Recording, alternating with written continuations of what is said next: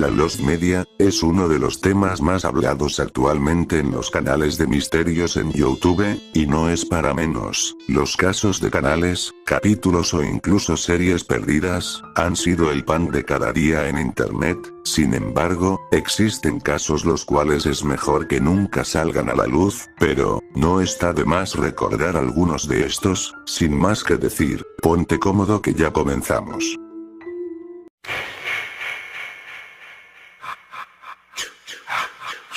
Bob Esponja es una serie de animación de Nickelodeon producida desde 1999. A pesar de la antigüedad y trayectoria de la serie, ha tenido algunas escenas eliminadas o modificadas que han sido confirmadas de forma oficial. Algunas de las escenas no pasaron del proceso de storyboard o animación, o fueron recortadas de sus transmisiones originales. Algunos ejemplos son los siguientes. En el capítulo piloto, Se busca ayuda, contenía una intro animada que fue recortada en su versión para televisión. La intro se encuentra en internet y en el VHS de Best of Nittons 1998. Sin embargo, de acuerdo al storyboard original, el presentador exclamaría SpongeBob. O por su traducción Chico Esponja, en vez de SpongeBob SquarePants. De haberse grabado esta línea, se encuentra perdida. También en el storyboard había una escena de Gary comiéndose un cactus, probablemente para hacer algún chiste, o presentar al personaje en sí. En el capítulo Cortadores Karatecas, según un comentario del DVD de la primera temporada, había una escena donde Alenita partía en dos a un pez. La escena fue recortada por ser muy violenta, aunque no hay imágenes relacionadas a la escena en cuestión, podríamos decir que está perdida hasta la fecha. En el capítulo La Caja Secreta, han habido rumores de una escena eliminada durante su primera emisión. Muchos decían recordar ver una escena donde Patricio enseña la foto vergonzosa de Bob Esponja. Supuestamente, Bob estaría en ropa interior con una lámpara en su cabeza. Este rumor también se ha desmentido gracias a que se encontró una grabación de la transmisión original del episodio, que fue subida a Vimeo. En 1936, para el cumpleaños de Walt Disney, su hermano Roy organizó una fiesta sorpresa en el estudio de animación. Dos animadores cuyas identidades son desconocidas, creyeron que sería buena idea animar un cortometraje de índole sexual de Mickey y Minnie Mouse para la fiesta. Cuando la animación fue proyectada durante el evento, Walt Disney se rió sarcásticamente y elogió al par de animadores para inmediatamente despedirlos y pedirles que abandonaran el edificio. Poco después, se ordenó que las cintas fueran destruidas en su totalidad. Se desconoce la existencia de alguna copia. Al no conocer los nombres de los animadores responsables, es casi imposible tratar de localizar el cortometraje. Mucha gente ha denunciado la existencia del filme, ya que la primera mención de este fue en la biografía Walt Disney, Hollywood's Dark Prince, publicada en 1994 por Mark Elliott. El libro ha sido objeto de polémica por diversos autores e historiadores de la animación, que aclaman que muchos de los datos de la biografía están tergiversados y exagerados. Lurpak es una empresa dedicada al producto de la mantequilla sin sal. Ahora bien, Aardman Animation es una empresa cinematográfico creadora de películas como Pollitos en Fuga, y la más famosa Wallace y Gromit. Ahora bien, en algún momento, Lurpak contactó a la empresa del stop motion, para crear varios comerciales con este estilo de animación. Muchos de los anuncios se subieron a internet a través de YouTube, aunque algunos no se pueden encontrar en sus versiones originales, o incluso no se pueden encontrar. 200 y 201 son dos episodios de la 14ª temporada de South Park, estrenados el 14 y 21 de abril de 2010 respectivamente. Después de su estreno original, fueron retirados de la programación debido a una controversia religiosa. La trama de este especial gira en torno a varias celebridades encabezadas por Tom Cruise, quienes intentan destruir South Park, y a su vez, sacarle la esencia al profeta Mahoma del Islam por ser la única persona de la que no se pueden burlar. Irónicamente, este episodio se burla varias veces del profeta. Los episodios no han vuelto a ser retransmitidos por Comedy Central, estando disponibles de manera censurada únicamente en DVDs. Mientras tanto, y a pesar de la controversia, un doblaje al español latino se realizó en Miami, pero no fue transmitido por lo sucedido con el episodio original. Los creadores recibieron amenazas de muerte por parte de musulmanes radicales tras la transmisión del episodio, esto causó que no volviera a ser transmitido de nuevo por televisión. La versión sin censura del episodio 201 se mantuvo inédita hasta el 31 de enero de 2014, cuando un usuario de 4chan filtró el episodio completo tras extraerlo de la página oficial de South Park, en el cual se encontraba completo, pero inaccesible. Lo único que ha resurgido de forma oficial es un fragmento del episodio 200 subido por Comedy Central a su página de Facebook el 25 de agosto de 2015. Nada del episodio 201 ha resurgido, y al igual que la versión en inglés, tampoco está disponible en la página oficial en español de South Park Central. Hitogata es una leyenda urbana japonesa que se originó en el 2004 en distintos sitios, principalmente en 2channel. La historia se basa en un supuesto anuncio de servicio público que se transmitía a altas horas de la noche en ciertos canales. Los relatos no son concisos del todo, pero todos están de acuerdo con que en el mismo se veían dos figuras humanas hechas de bruma blanca paradas en un cruce de trenes y que de forma intermitente se desvanecían y aparecían de nuevo, alternándose, ya que cuando uno se desvanecía, la otra reaparecía. Mientras esto sucedía, un texto aparecía en la pantalla que decía: cada 2 segundos, alguien muere en el planeta Tierra. Los relatos tampoco se ponen de acuerdo con la duración del anuncio o el fin de este. Como el testimonio original no da mención del para qué era el supuesto comercial, se ha hecho distintas teorías y especulaciones sobre el fin que tendría un comercial de estas índoles. La teoría más conocida es de que se trataría de un anuncio de servicio público realizado por alguna ONG o UNICEF, pero también se abarajó la posibilidad que sea el comercial de alguna farmacia, una marca de pantalones jeans, una marca de jabones, una empresa de químicos, e incluso se ha llegado a pensar que ni siquiera es un comercial de Japón, sino de otro país de Asia. Muchas de estas teorías se han desmentido, ya que los usuarios se han puesto en contacto con la mayoría de las empresas que podrían haber hecho esta publicidad, y en todas las ocasiones han recibido respuestas negativas. Saki Sanobashi es una supuesta ova guro que un usuario de 4chan aclamó haber visto en 2011. Su primera mención fue en el tablón X, donde discutían sobre experiencias en la Deep Web. Un anónimo declaró haber visto un anime peculiar en una página donde el nombre se mostraba como Go for a Punch, seguido de algunos caracteres que aparecían como simples cuadrados. A pesar de la escasísima información y que la única evidencia era un mensaje en 4chan, el tema tomó relevancia en 2019 cuando se realizó una búsqueda para encontrar este supuesto anime.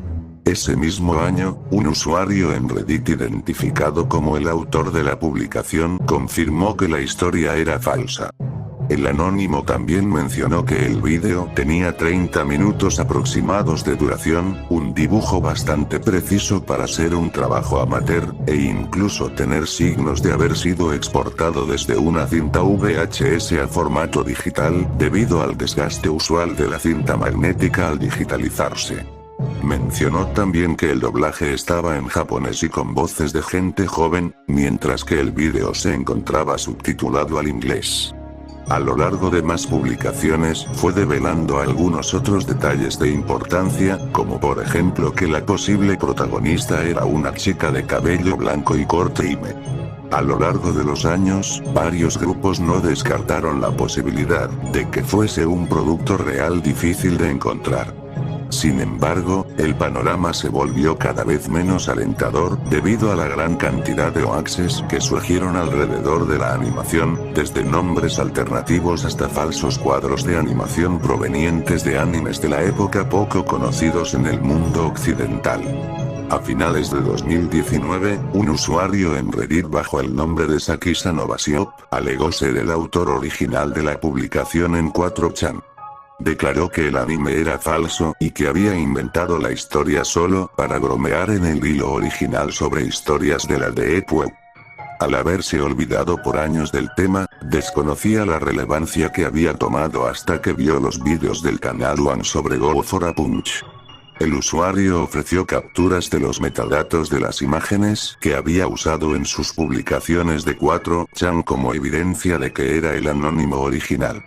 A pesar de esto, varias personas no creyeron sus declaraciones y siguieron defendiendo la existencia de Loba. Los Watch de Eric Harris son un conjunto de mapas personalizados de los dos primeros juegos de Dawn creados por el estudiante Eric Harris, quien junto a Dylan Klebold, fueron los responsables de una masacre en la escuela secundaria de Columbine, llevándose consigo a 13 fallecidos y múltiples heridos, así como el fallecimiento de ambos.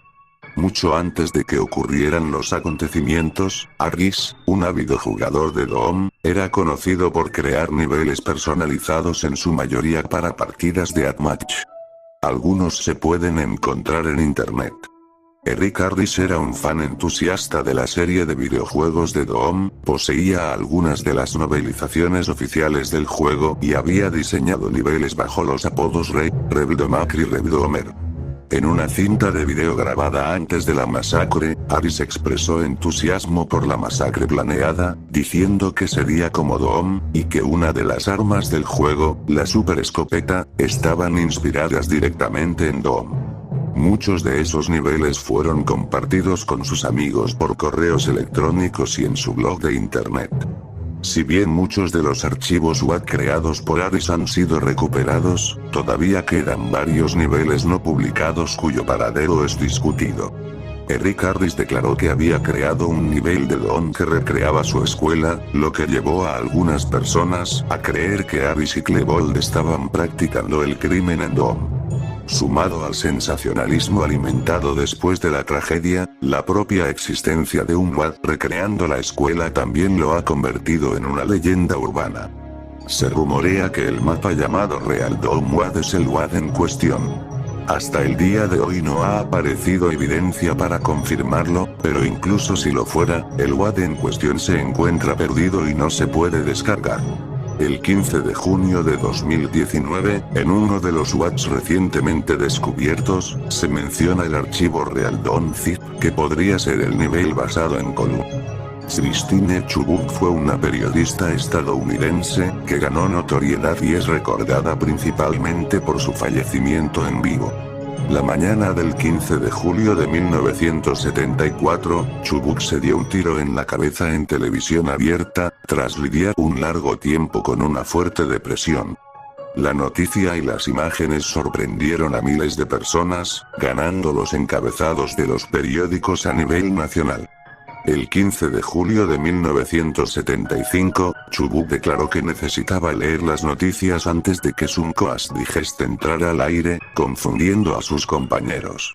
Sin saber lo que estaba por ocurrir, la audiencia la escuchó leer los titulares por al menos 8 minutos mientras cubría 3 notas nacionales. Al llegar a la cuarta, el carrete que mostraba las noticias se atascó, dejando que Chubbuck mirase a la cámara con indiferencia y dijese: para continuar con la política del Canal 40, de brindarles las noticias más sangrientas y viscerales a color, ustedes están por presenciar una por primera vez. Un intento de suicidio.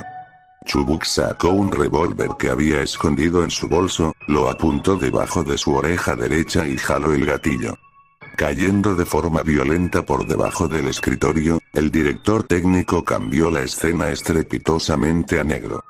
La escena había sido tan cruda que varios televidentes llamaron a la televisora y a la policía para obtener respuestas, mientras que otros creyeron que se trataba de alguna broma de mal gusto. Tras el suceso, la familia de Chubbuck pidió al Canal 40 evitar que el metraje fuese liberado al público. La cinta original de video, así como una copia, fueron confiscadas por la policía de Sarasota como evidencia y posteriormente entregadas a su familia. Ellos han declarado haberlas destruido. En 1974, las primeras grabadoras de televisión eran escasas y muy caras para el televidente común, por lo que hace difícil que alguien haya grabado el suceso en vivo. Hasta que alguna prueba contundente aparezca indicando que las cintas originales no fueron destruidas, o que existe alguna copia además de las cintas que poseía la emisora, el video es tomado como algo imposible de obtener. Algunos testimonios de personas ajenas a la televisora o al suceso han afirmado haber visto el metraje en vídeos de entrenamiento del FBI, sitios de internet poco conocidos, o documentales del género Mondo. Sin embargo, no hay nada disponible. El 31 de enero de 2017, fue subido a YouTube un video titulado Freaky 5, Lost Footage del canal Nationski. En este se presentaban 5 grabaciones perdidas de carácter inquietante, con el suicidio de Christine Chubbuck apareciendo en el primer puesto. En el minuto 8:46, es mostrado lo que parece ser un metraje de suicidio tal y como ocurrió. El supuesto fragmento fue resubido por varios usuarios haciéndolo pasar como real. El tema tomó mucho revuelo al no saber si el video era real o no. Algunas páginas como 4chan y Lost Media Wiki trataron de analizarlo para descubrir si se trataba de alguna falsificación. El canal de Nationski se negaba a contestar preguntas haciendo más sospechoso el asunto. No fue hasta el 13 de febrero de 2017 cuando Gordon Galbraith, director de noticias del programa Newswatch durante la época de Chubbuck, confirmó que era falso. El 5 de octubre de 2003, el entusiasta de los osos Timothy Treadwell y su novia Amy Eugenard fueron asesinados y comidos por un oso grizzly mientras acampaban en el Parque Nacional Katmai. Posteriormente, se encontraron 6 minutos de audio grabado durante el ataque en la cámara de vídeo de la pareja. Timothy Treadwell había pasado los últimos 13 veranos viviendo con los osos del Parque Nacional Katmai y documentado más de 100 horas de metraje durante dicho periodo, alcanzando la fama unos años antes de su muerte. Según el agente de la Policía Estatal de Alaska, Sri Sig, que estaba allí cuando se descubrió la cinta y había escuchado toda la grabación. Comienza mientras lo mutilan y termina mientras lo mutilan. Hill también reveló que la grabación se corta abruptamente debido a que se alcanzó el final de la cinta, lo que sugiere que de lo contrario probablemente habría capturado todo. En 2008 se subió a YouTube un clip de audio de 1:51 minutos. Sin embargo, Kevin Devearman Sanders de Yellowstone Outdoor Adventures afirma que el clip supuestamente filtrado es falso, mostrando diferencias entre él y el audio real. El 4 de septiembre de 2006, el experto en vida salvaje australiano, Steve Irwin, también conocido como el cazador de cocodrilos, fue atacado fatalmente por una raya mientras filmaba un documental titulado Océanos de Adliest en la Gran Barrera de Coral. El ataque, así como las secuelas y, presumiblemente, el momento real de la muerte fueron capturados por la cámara, debido a una regla de producción impuesta por Irwin de que los camarógrafos no deberían dejar de grabar si algo empeoraba, ya que eran estos momentos de peligro genuino que dieron ventaja a los documentales de Irwin. Según los testimonios de testigos presenciales, miembros de la tripulación, la raya golpeó a Irwin en el pecho varias veces, perforando su corazón, después de lo cual sus colegas lo sacaron inmediatamente del agua hacia Croquan. Había pasado una hora antes de llegar a tierra, tiempo durante el cual el colega de Irwin, Justin Lyons, le practicó RCP, mientras un segundo camarógrafo continuaba filmando imágenes. Irwin fue declarado muerto por los paramédicos segundos después de su llegada. El vídeo de la muerte de Steve Irwin es el único ataque de raya que ha sido grabado en la historia. Las imágenes resultantes fueron entregadas a las autoridades de Queensland, quienes se dice que eventualmente lo devolvieron a la familia de Irwin, quienes, a su vez, dicen que lo destruyeron. En los años posteriores a la muerte de Irwin, un puñado de presuntas piezas de material de archivo han aparecido en línea, aunque su validez nunca ha sido probada y generalmente se acepta que han sido sacadas de concepto.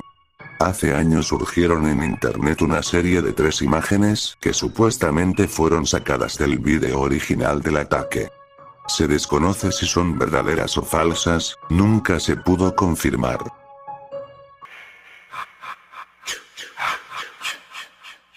Dawn Brancheau fue una entrenadora de orcas en SeaWorld Orlando, quien trágicamente murió a causa del ataque de Tilikum, la orca más grande que tenían en cautiverio. Se sabe que la muerte de Dawn fue grabada, pero no se ha liberado hasta el momento. El incidente ocurrió el 24 de febrero de 2010, durante un espectáculo frente a 2 docenas de turistas. El animal tomó a la entrenadora del pelo y la agitó violentamente en el agua. Al intentar detenerlo, Tilikum ya había engullido el brazo de Dawn. La autopsia reveló que la muerte se debió a ahogamiento y traumas contundentes, además de su médula espinal seccionada y fracturas en la mandíbula, costillas y una vértebra cervical. Brancheau era conocida por grabar sus espectáculos para aprender de ellos, por lo que las cámaras del parque lograron captar el incidente. A su vez, los turistas que se encontraban viendo el evento pudieron haber grabado el suceso. Sin embargo, el video completo no ha salido a la luz debido al respeto hacia la propia Dawn y sus familiares. Como curiosidad, el tema sobre su muerte sería tocado en el documental Blackfish, que no solo abarca el tema antes mencionado, sino que denuncia el sufrimiento de las orcas en cautividad, logrando un impacto más amplio sobre este incidente. Siegfried y Roy fueron 2 magos estadounidenses que se hicieron famosos por incluir en sus espectáculos de magia a leones y tigres blancos. Aunque usualmente sus presentaciones estaban bajo control, en el año 2003 uno de los tigres atacó a Roy. Se sabe que existe una grabación del suceso, pero esta no ha sido liberada. El 3 de octubre del 2003, durante un evento en el Hotel de Mirage de Las Vegas, ocurrió un ataque por parte de Manticore, su tigre mascota, hacia Roy, en el que se abalanzó y lo agarró del cuello. Roy tomó un extintor que le rocía al animal para calmarlo, y tras cancelar el acto fue llevado al hospital, en el que quedó parcialmente paralítico. La carrera de Roy quedaría arruinada desde entonces. Como parte del espectáculo, The Mirage grabó el incidente, pero se niegan a mostrarlo por respeto a la privacidad de Roy y al miedo del morbo de los medios. Se desconocen si existen grabaciones por parte de la audiencia que asistió al evento. Pedro Ruiz era el novio de una blogger conocida como Mona Lisa Pérez, ambos de origen estadounidense.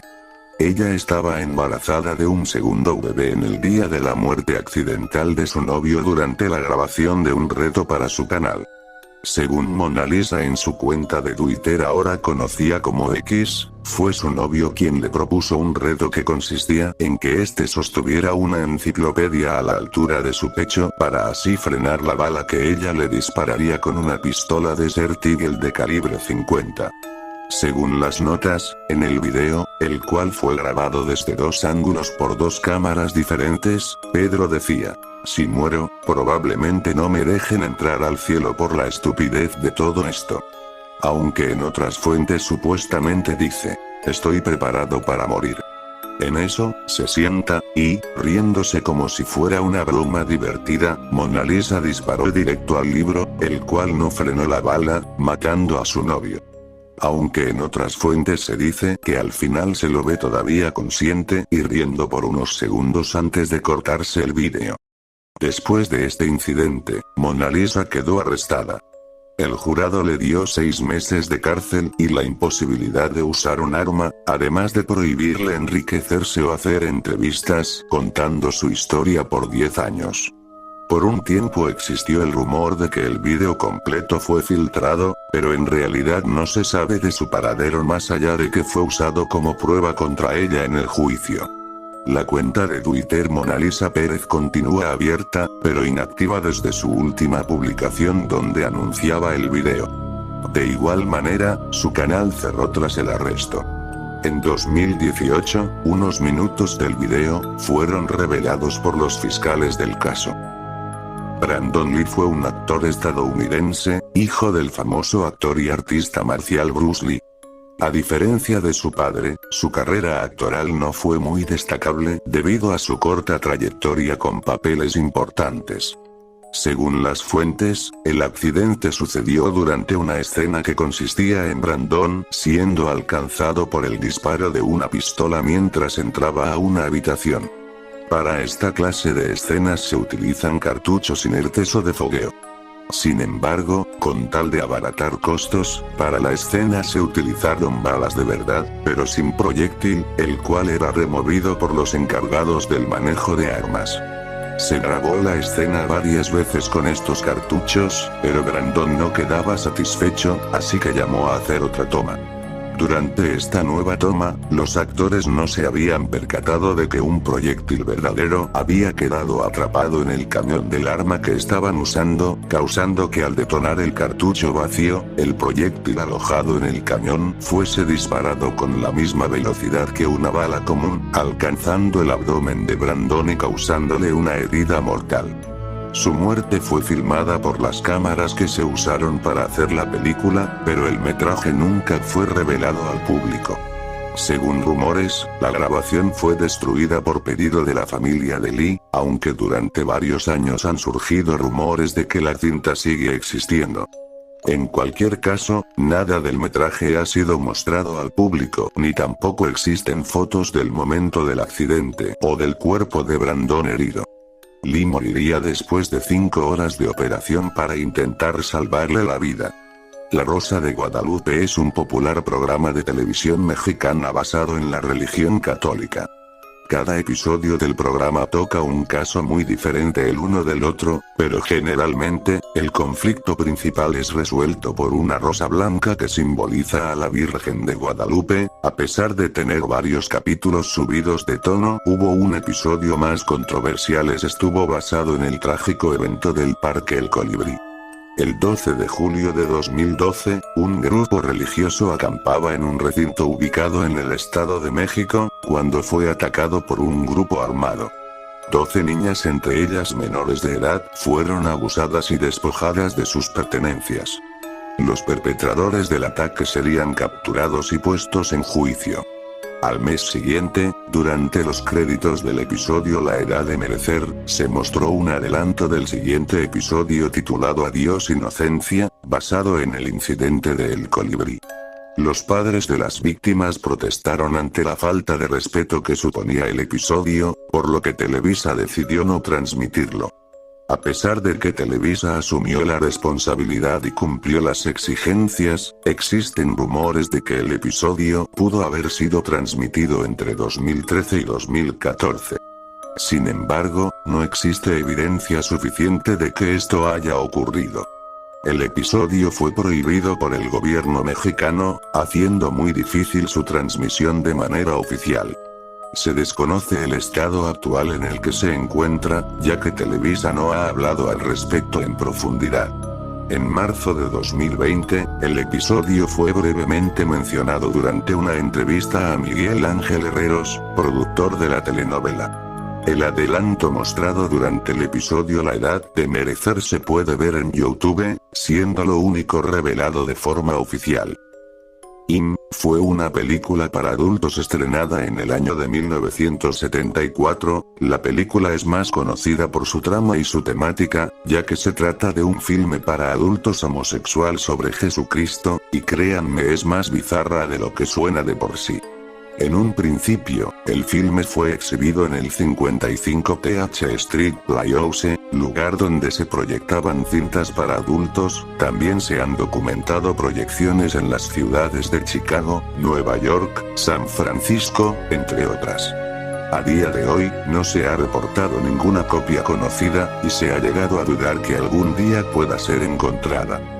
Lo único que hay referente a la película son algunas imágenes promocionales en periódicos y 2 imágenes, una perteneciente al filme y otra de la cual no se sabe si pertenece al mismo o a los archivos de postproducción. Por lo poco que se ha conseguido, se sabe que la película trata sobre un chico que tiene una fijación homosexual con Jesucristo. El filme fue estrenado el 27 de mayo de 1974, donde, según algunos testimonios, llegó a permanecer 8 semanas en cartelera. Por algunas reseñas que se han dado a conocer, se saben de algunas escenas de la película, que por obvias razones no puedo comentar debido a que son muy explícitas. Es bueno saber que este caso de Lost Media esté perdida, y esperemos que jamás sea encontrada. Armin Meiwes, apodado como el caníbal de Rotemburgo, fue un técnico alemán que ganó notoriedad por haber asesinado e ingerido el cuerpo de Bernd Brandes, como parte de una práctica con índole sexual. El 9 de marzo de 2001, ambos se reunieron tras haberse conocido en un foro de internet para efectuar el acto depravado. Meiwes fue arrestado al año siguiente, y en 2004 fue sentenciado a 8 años y 6 meses de prisión. Finalmente, en 2006 fue otra vez sentenciado a cadena perpetua. Una vez se reunieron en casa de Meiwes, ambos decidieron grabar el acto en video. Brandes consumió una gran cantidad de píldoras para dormir para causarse un efecto de extremo cansancio, y le pidió a Meiwes que le arrancara el miembro con su boca. Meiwes, al no poder hacerlo, tomó un cuchillo y se lo amputó. Brandes entonces intentó comerlo crudo, pero fracasó debido a que no podía masticarlo. Meiwes entonces lo cocinó y sazonó, para dárselo de comer. A este punto, Brandes había perdido tanta sangre que ya no tenía la fuerza suficiente para masticarlo. Tras el acto, Meiwes colocó a Brandes en una bañera donde dejó que se desangrara por 3 horas, le dio fuertes dosis de analgésicos y alcohol, lo besó en la frente y lo apuñaló en la garganta. El cadáver fue transportado a una sala grande donde fue cortado y colgado en un gancho de carne. Meiwes habría almacenado las partes del cuerpo en su refrigerador debajo de cajas de pizza, y consumido su carne durante 10 meses. En diciembre de 2002, un universitario alertó a las autoridades alemanas sobre las publicaciones de Meiwes en el foro. La policía irrumpió en el lugar para arrestarlo, encontrando los restos de Brandes y la cinta de video. 4 horas de video fueron grabadas de este acontecimiento deleznable, mostradas durante el juicio a Meiwes. Se dice que la audiencia que logró verla requirió terapia de lo traumante que era el metraje. Desde entonces, la cinta permanece bajo llave por las autoridades alemanas, y cualquier intento de liberarla es nulo. Hace unos años, en Reddit se publicaron 4 imágenes que supuestamente pertenecen al video original de Armin Meiwes. No se ha podido confirmar o desmentir la veracidad de las mismas. El 23 de mayo de 1999, durante el evento de la WWE llamado Over the Edge, el luchador Owen Hart falleció tras caer desde las vigas del estadio durante su entrada, la cual consistía en bajar desde el techo hacia la arena en un arnés. Dicho arnés que sostenía a Owen se soltó, causando que el luchador cayera 24 pies de altura hacia el ring, haciendo que su cuerpo golpeara contra uno de los postes, lo que provocó una hemorragia interna que le causaría la muerte. El luchador fue llevado al hospital, pero ya se encontraba sin vida. Todas las personas del estadio y los trabajadores vieron el incidente, considerado el mayor suceso trágico sobre un cuadrilátero. Los televidentes no pudieron ver la caída, pues se mostró justo al mismo tiempo una promo anteriormente grabada de Hart hablando de su próximo combate. Este dato causó controversia, ya que apareció gente que afirmaba que no existía ningún video donde mostraran la muerte de Owen. Sin embargo, las cámaras de WWE nunca dejan de grabar a pesar de que lo que estén enfocando no se muestre en televisión, y justamente estaban rodando en el momento del accidente. El mismo evento donde sucedió todo, también se consideró perdido durante más de 10 años, ya que debido al mortal accidente nunca fue sacado en ningún formato hasta febrero de 2014 cuando WWE lo publicó para su nueva plataforma de streaming, WWE Network. El audio, en español latino del momento de la caída, donde se escucha a los comentaristas Hugo Sabinovich y Carlos Cabrera, fue subido a YouTube. Es considerado lo más cercano que se tiene del vídeo de la muerte, incluso en inglés.